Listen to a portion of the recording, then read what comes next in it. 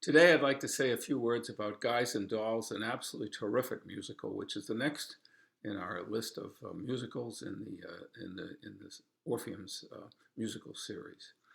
Guys and Dolls is a musical, is a adaptation of a number of columns written by Damon Runyon in the 1920s and 1930s.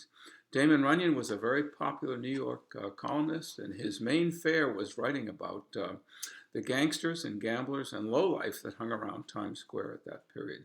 And they had a particular language of their own. It was a dialect that they perfected. And when the musical was created, the book was written by a collaboration of a number of writers, but it was TV comedian Abe Burrows who finally got the language and the dialect absolutely correct. The use of the names and nicknames of these gangsters adds a great deal to the story. The opening number of Guys and Dolls is unique. It's called A Fugue for Tin Horns, but in reality, most people recognize it as I've Got the Horse Right Here. It's sung by Nicely Johnson, Benny Southstreet, and Rusty Charlie. Those are three of the local gangsters, and they're trying to figure out who's going to win the next big horse race. There are a number of other wonderful songs by Frank Loesser. Frank Loesser wrote the music and the lyrics for these songs and did an absolutely spectacular job. Some of the best songs are Guys and Dolls, A Bushel and a Peck, and If I Were a Bell, I Were Ringing.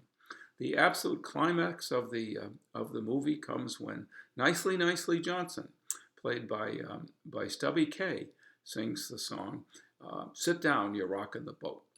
Well, Nathan Detroit is played in this role, in this particular film, by Frank Sinatra, and his long-suffering girlfriend, Miss Adelaide, is played by Vivian Vance.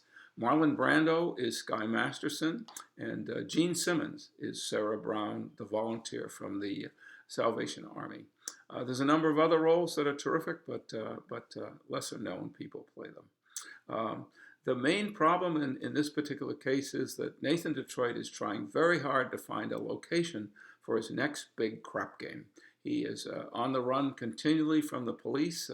Lieutenant Brannigan seems to know where they're going next and has a lot of insight into how to stop Nathan Detroit and wants very badly to swoop in and arrest all of them. Well, you'll have to watch the show to see it, how it works out. I particularly like Guys and Dolls. I think it. I know the plot of the show is confused and contrived, but really the songs and the characterization of some of the gangsters make it a wonderful, wonderful show. Sit back and enjoy Guys and Dolls.